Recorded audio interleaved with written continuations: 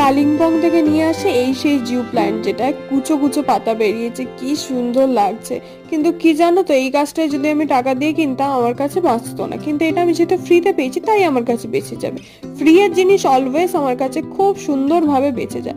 তো যাই হোক, আমার কাছে 5 রকমের মানি প্ল্যান্ট অ্যাভেলেবেল ছিল, সেগুলোই আমি একসাথে বসাবো বলে সিদ্ধান্ত নিই।